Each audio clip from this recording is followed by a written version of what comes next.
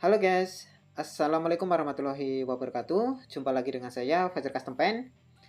Oke teman-teman, kali ini saya akan menjawab pertanyaan dari teman-teman. Kemarin ada teman-teman yang bertanya, bagaimana sih cara memperbaiki ketika kita melakukan proses repaint ataupun proses pengecatan, tiba-tiba catnya keriting tanpa dikupas sampai habis ataupun tanpa dicat ulang. Oke, di kesempatan video kali ini, kebetulan di sini ada project pengecatan tangki motor Vixen ya teman-teman. Dan kemarin ini cat lamanya tidak saya kupas sampai habis. Ini hanya saya lakukan proses pengamplasan, kemudian lanjut dilakukan proses cat dasar atau cat epoksi.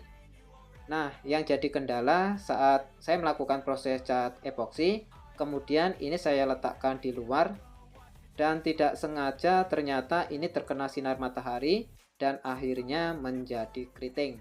Awalnya sih saat saya letakkan di luar, ini tangki tidak terkena sinar matahari ya teman-teman. Tetapi selang beberapa menit ternyata matahari bergeser dan terkena sinar matahari. Dan akhirnya di bagian yang terkena sinar matahari ini menjadi keriting.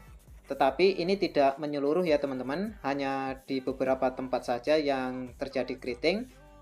Nah, untuk mengatasinya, ini karena projectnya tidak buru-buru, projectnya santai. Jadi, ini tidak perlu saya kerok ulang ataupun dikupas ulang. Ini cukup saya diamkan sampai cat epoksinya ini dipastikan benar-benar kering ya teman-teman, terutama di bagian yang keriting. Sampai cat epoksi yang keriting ini jika kita pencet menggunakan kuku sudah keras ataupun tidak lembek lagi.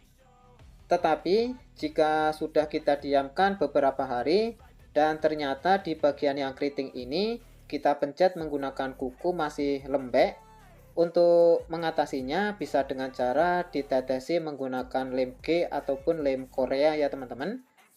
Kalau di tempat saya namanya lem setan, ditetesi tipis-tipis saja di bagian yang keriting. Dan yang selanjutnya, bagaimana cara mengatasinya jika yang keriting itu base coat ataupun cat intinya. Untuk mengatasinya, kita diamkan terlebih dahulu sekitar 1 hari, kemudian kita tetesi lem G di bagian yang keriting, dan yang selanjutnya baru ditimpa menggunakan cat dasar atau cat epoksi yang kita buat sedikit lebih kental. Tetapi ini saya sarankan ketika keritingnya hanya sedikit ataupun tidak menyeluruh ke semua bidang. Oke teman-teman, di sini sudah saya siapkan cat epoksi PU Primer Surfacer produk dari Nikon. Cat epoksi ini sangat bagus untuk memperbaiki cat yang keriting. Cat epoksi ini selain daya rekatnya bagus, cat epoksi ini keras dan juga cepat kering. Dan untuk cat epoksinya ini dibuat sedikit lebih kental ya teman-teman, yang tujuannya supaya di bagian yang keriting tadi tidak lembek lagi ketika terkena cat epoksi.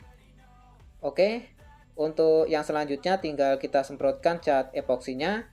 Untuk medianya ini boleh dilakukan proses pengamplasan terlebih dahulu, bisa juga langsung dilakukan proses penyemprotan cat epoksinya. Di sini saya lakukan proses pengamplasan, tetapi hanya di bagian yang keriting saja ya teman-teman, tidak saya amplas menyeluruh ke semua bidang.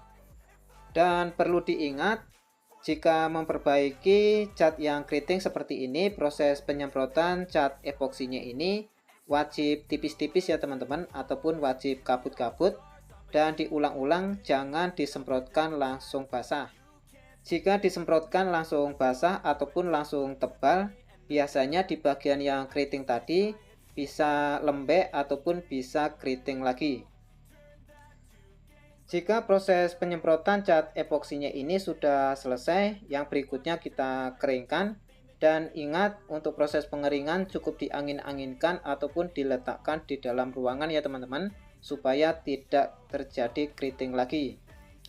Dan hasilnya seperti ini ya teman-teman. Setelah selesai kita lakukan proses cat dasar atau cat epoksi, dan alhamdulillah untuk hasilnya aman, tidak terjadi keriting lagi. Dan di bagian yang keriting tadi pun ini kita pencet-pencet menggunakan kuku juga hasilnya keras.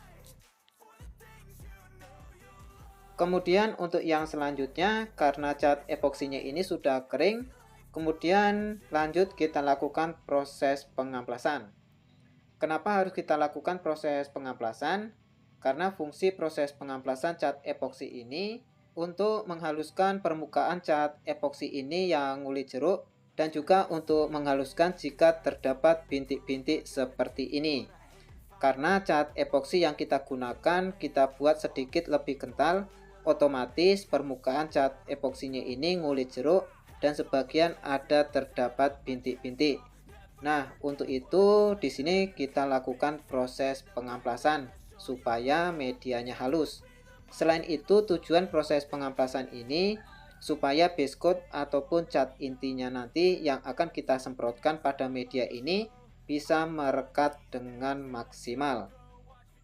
Untuk proses pengamplasannya, di sini saya menggunakan amplas ukuran 800. Dan setelah selesai dilakukan proses pengamplasannya ini, kemudian dicuci dan dikeringkan. Yang berikutnya tinggal dilakukan proses pengecatan base coat ataupun cat intinya. Untuk base coat ataupun cat intinya tergantung selera dari teman-teman mau dicat warna apa. Oke teman-teman, itu tadi tips ataupun trik dari saya cara memperbaiki cat yang keriting tanpa dikerok ataupun tanpa dikupas sampai habis.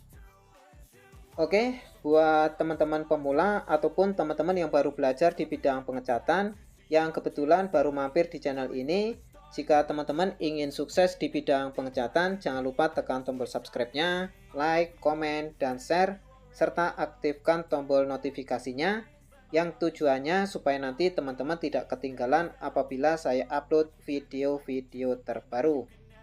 Karena di channel ini saya akan terus berbagi trik-trik dasar di seputaran pengecatan yang saya khususkan buat teman-teman yang baru belajar di bidang pengecatan. Oke, cukup sekian dari saya, Fajar Custom Paint. Semoga video ini bisa bermanfaat. Salam sukses selalu dan sampai jumpa di video-video yang berikutnya. Thank you.